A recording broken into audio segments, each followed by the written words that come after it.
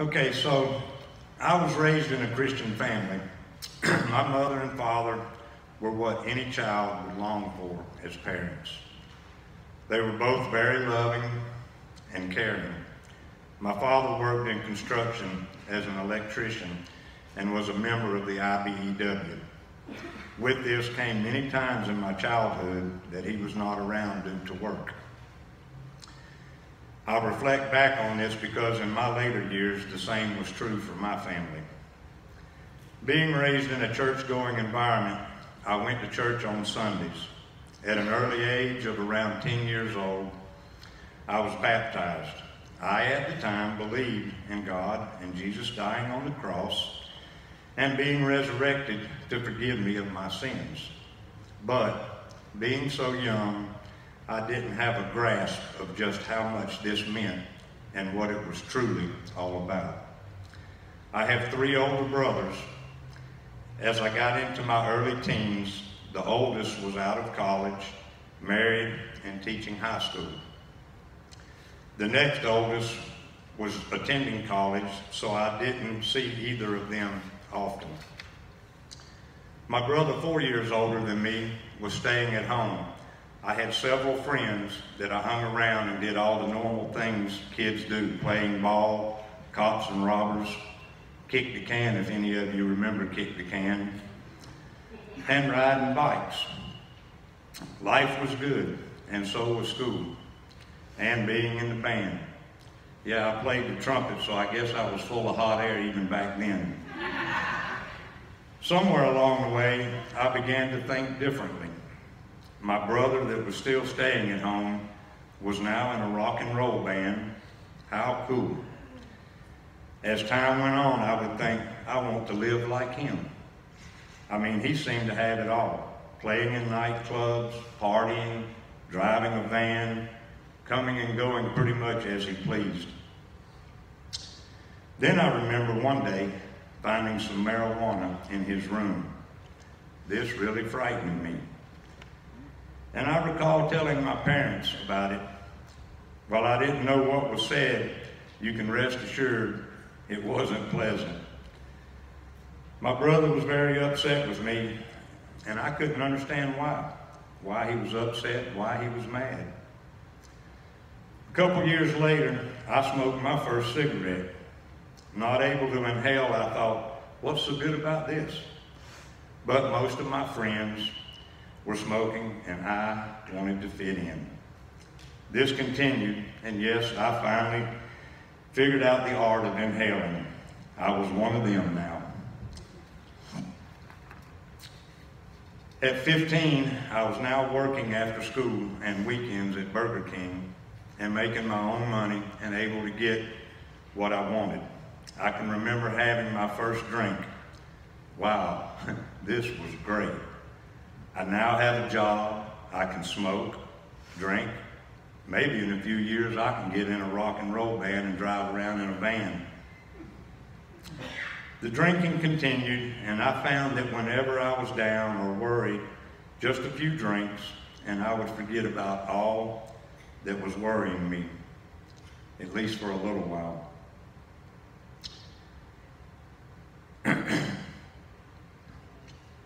Then one night I found myself not able to go home. I had been with a friend and we had drank a bottle of MD 2020. I was afraid and I didn't know what to do. I called my managers from Burger King and they agreed to pick me up. And they called my parents and asked them if I could stay late and help them clean the store for an inspection that was happening the following day. And could I stay the night with them afterwards, since it would be late and they would have to have me home in the morning. To my surprise, my parents agreed to this. By this time, I was pretty much out of it. I was sick like I had never known. It was a very, very long night, and boy, did I feel bad the next morning. But I also thought, wow, I got away with this. Not too bad. The drinking continued, as did cigarette smoking, and then while out with friends at a party, I had my first experience with marijuana. Along with the drinking and the smoking, there was nothing I couldn't put behind me and have a great time doing it. Then came my first run-in with the law. Again, I was at a party. There were some activities taking place that I just didn't feel comfortable being around. So I left on my own accord. Walking down the middle of the road, drunk, not really knowing where I was going, I got picked up by the police.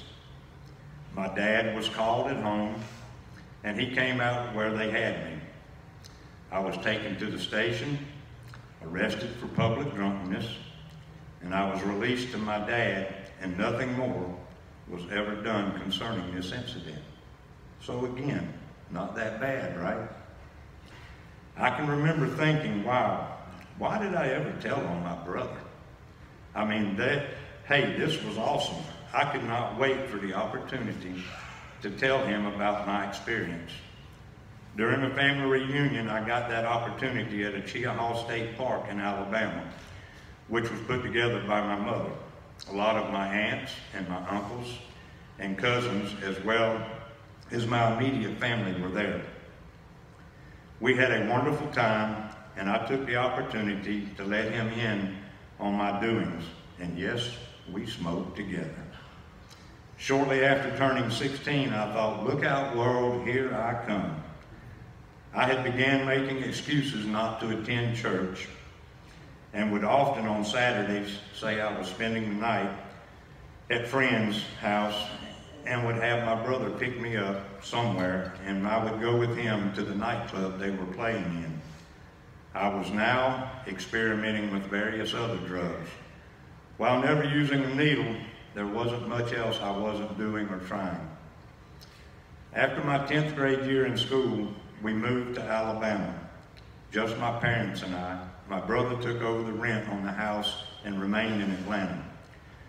Moving from a large city to the country was quite a shock, but not near the shock it was school-wise.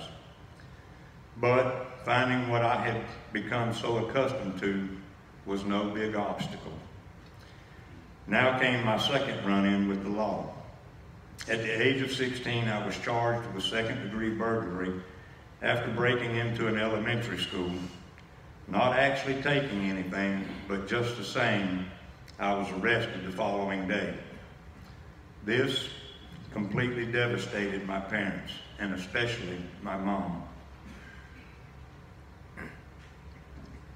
I would hear her cry at night, and I would hear her praying. Oh, that's right, there is a God, I remember now. I actually started praying myself. The results, amazingly by the grace of God above, and many friends of my parents from the church being character witnesses on my behalf, was that it was cleared from my record. And again, wow, not too bad, right? Well, for a short while, I slowed down, but this passed quickly, not to mention by now, I had become sexually active, which was a whole new addiction to my already corrupt and lost lifestyle. I was now drinking, smoking, along with sex, and had completely ignored what God had just done for me and how he had answered the prayers of so many, including my own. I graduated high school in 1977. Shortly after, I began dating a girl who was still in school. She became pregnant at the age of 16, and in November of that year, I turned 19. In December, we were married. In July of 1978, my first daughter was born. None of this stopped my addictions, but I had witnessed a miracle in my life, a true miracle of God. I was afraid, not knowing how I was going to care for a family. My daughter was a blessing of God, and both sets of her grandparents were very supportive. I worked various jobs to make ends meet and provide for my family. The drinking and the drugs had not stopped, and I can remember wondering, what am I going to do? Where is my life going? Will I ever make anything of myself? All the time, not looking to the one who always has the answers and is the way. In Philippians 4:6, do not be anxious about anything, but in every situation, by prayer and petition, with thanksgiving, present your requests to God. Then in 1981, at the age of 22, I remember asking my dad, after I had been to the Navy recruiter office, what he would think about me joining the Navy. As clear as it was that day, I can still hear his exact words. Son, you can either make something of yourself or you can make an ass of yourself. I'll never forget those words. In March of 1981, I was off to boot camp. No drinking, no cigarettes, no sex, no drugs. Not that bad. I could do this.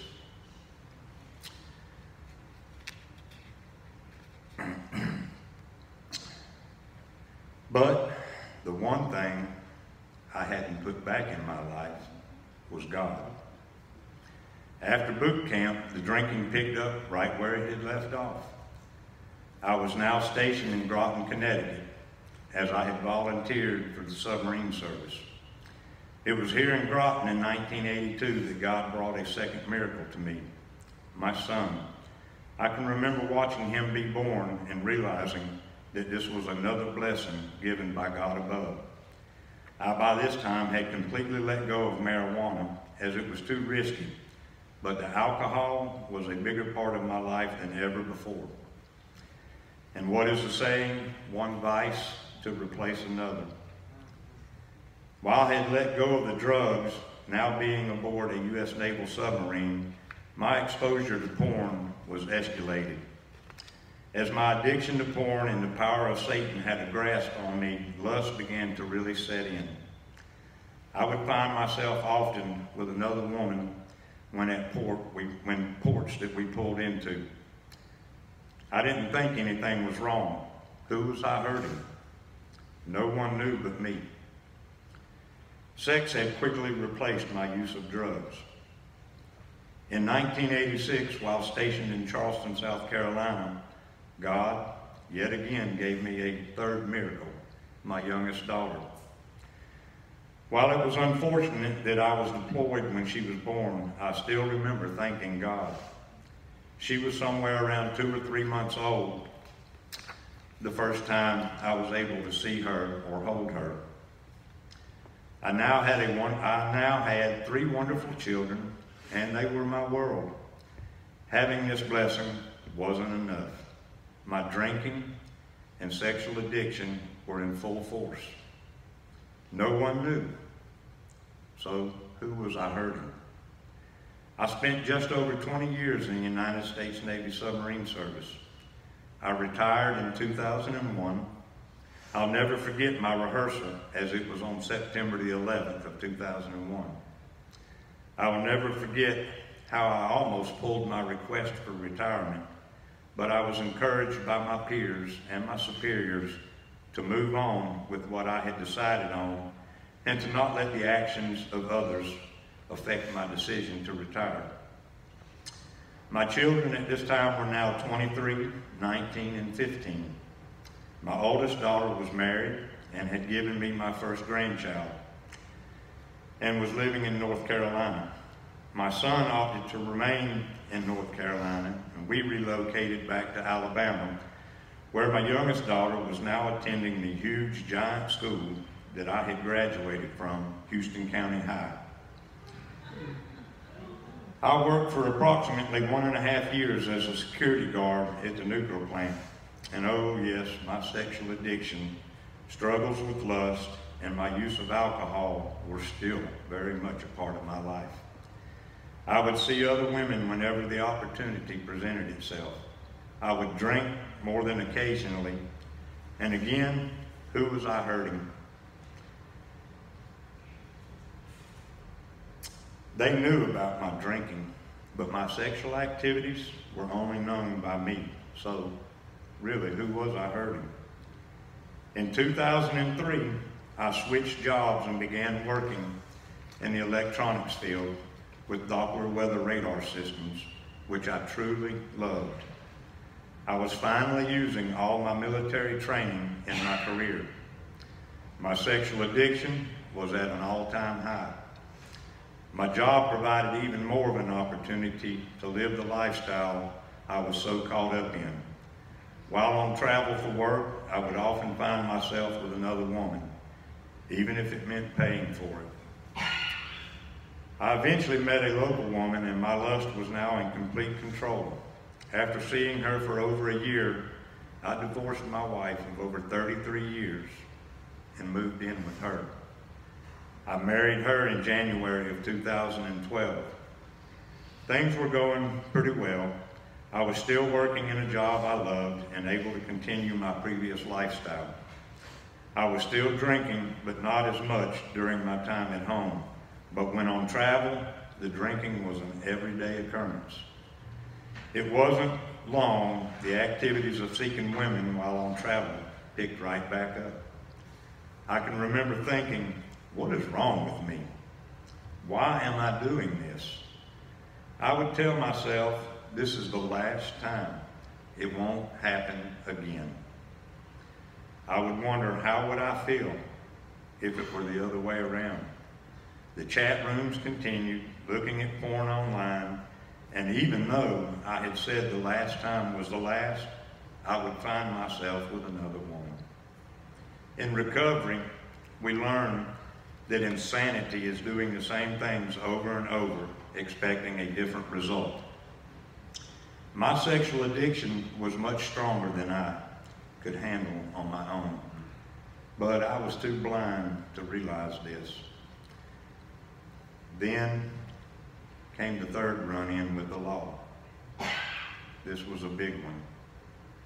I was arrested in January of 2014 for electronic solicitation of a minor, which was a sting operation being conducted online.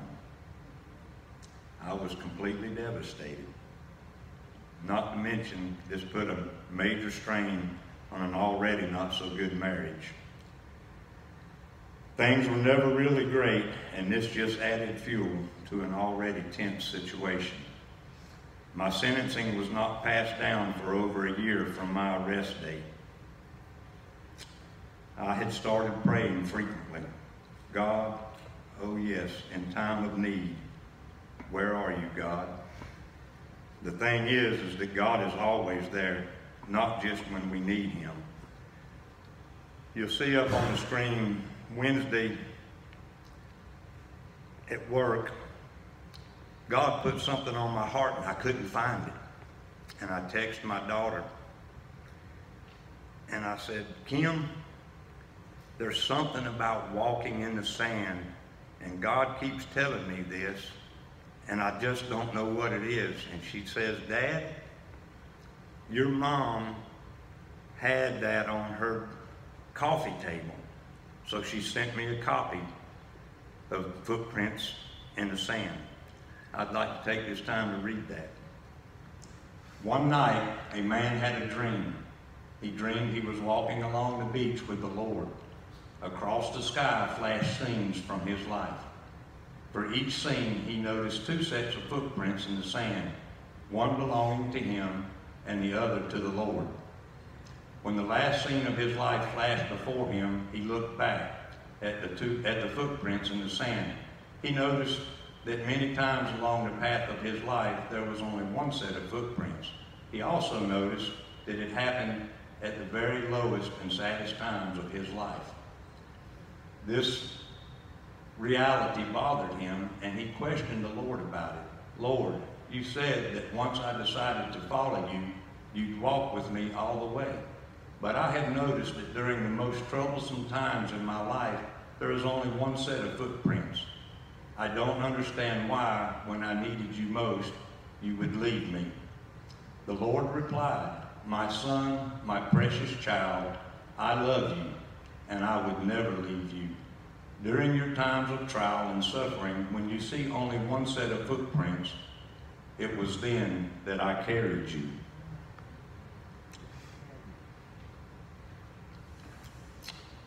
So I had become depressed. And due to my embarrassment, I had shut my kids out of my life completely. I wouldn't answer their text messages. I wouldn't answer their phone calls. I completely ignored them. I couldn't face them, nor bring myself to tell them what their dad was facing. I was looking at the possibility of 5 to 20 years prison time. All of this, and I still thought, hey, there's nothing wrong with me. I was told by my wife at the time, you have a problem. But I would just get angry and deny there was anything wrong. I even saw another woman during the time I was still waiting on my sentencing. I finally told work about my pending sentencing, as I felt they had the right to know what was going on, and was terminated immediately from work. I was now on a complete downward spiral. No work, depressed, angry at myself, and completely lost. My wife had mentioned before that I should confront my son about what was going on, but I just continued to keep it bottled up inside. There were even times that I considered taking my life. I felt completely useless, worthless, undeserving of anyone's love or help, especially God's. Rock bottom and in a very dark place. Just what Satan wanted. Then it happened.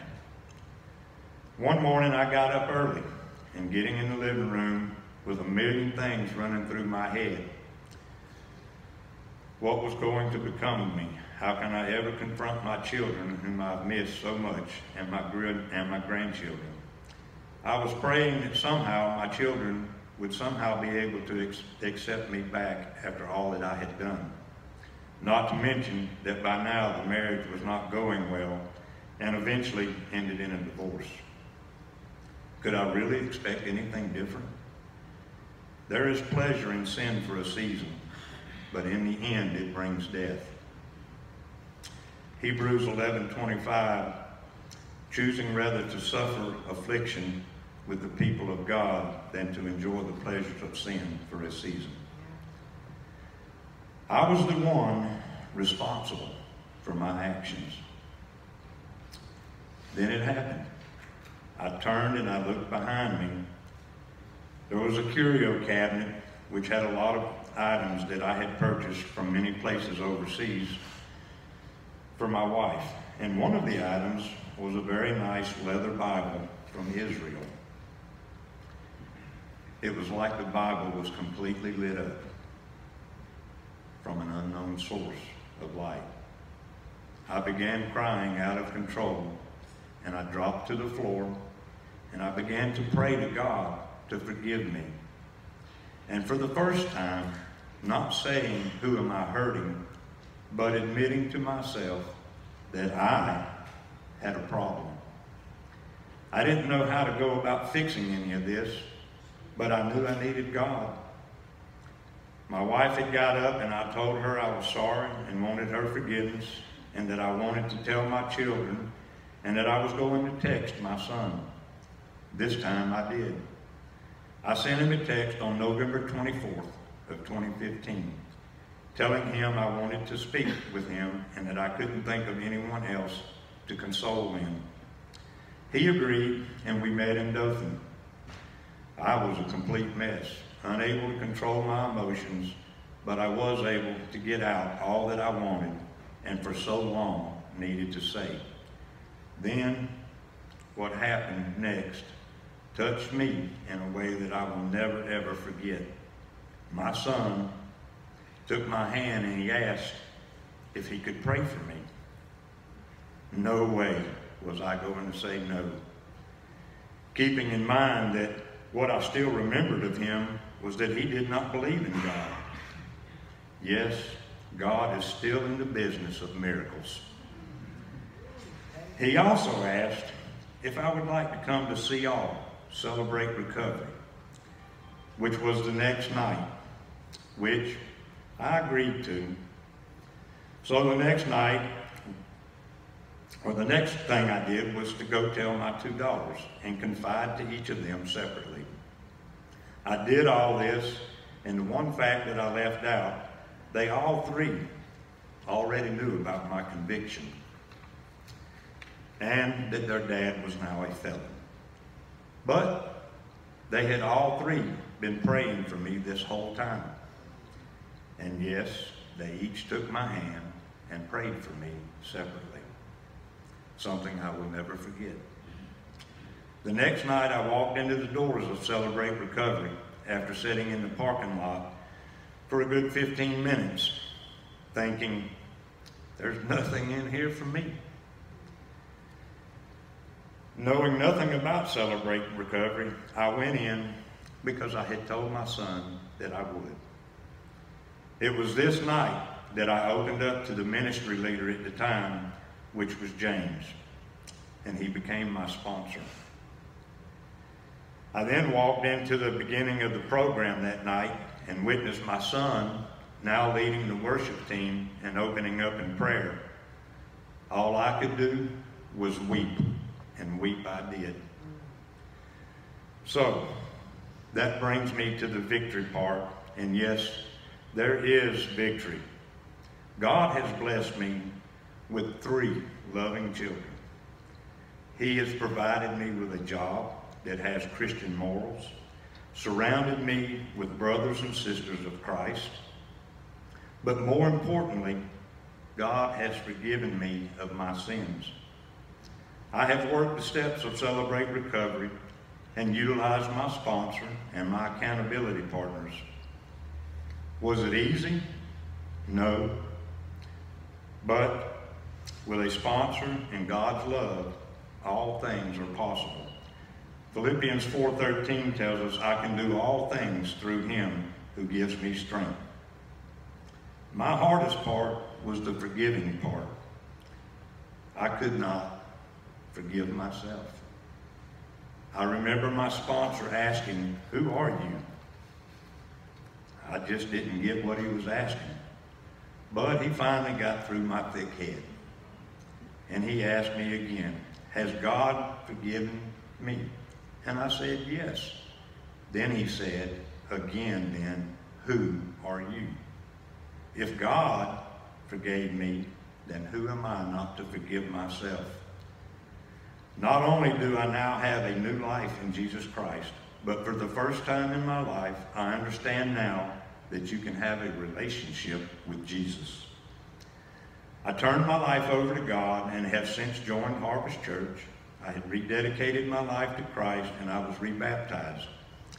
While finding work as a felon was more than difficult, it also taught me that things are done in God's timing and not ours. He blessed me with a job that was not only providing a paycheck, but we have now been doing a Bible study on Wednesday mornings for almost a year, which has been so awesome. God blessed me with the opportunity to participate in a recent Will Graham celebration. I became a co-leader and now a leader for Men's Life's Issues group at CR. I can't begin to tell you the blessings it has been. Becoming a sponsor to others who are looking to overcome their own struggles has helped in strengthening my own faith. I also have led 2 small group classes at the church which deals with sexual bondage. I praise God for all his glory and grace, and I give him thanks for all that he has done and never giving up on me. I once was blind, but now I see. I was lost, but now I am found. Some of my favorite scriptures, 2 Corinthians 5:17, therefore, if anyone is in Christ, the new creation has come, the old is gone, the new is here. John 16:33, I have told you these things so that in me you may have peace. In this world you will have trouble, but take heart. I have overcome the world. Romans 8:6, the mind governed by the flesh is death, but the mind governed by the Spirit is life and peace. Galatians 5:1, so Christ has truly set us free. Now, make sure that you stay free and don't get tied up again in slavery to the law. Thank you for letting me share.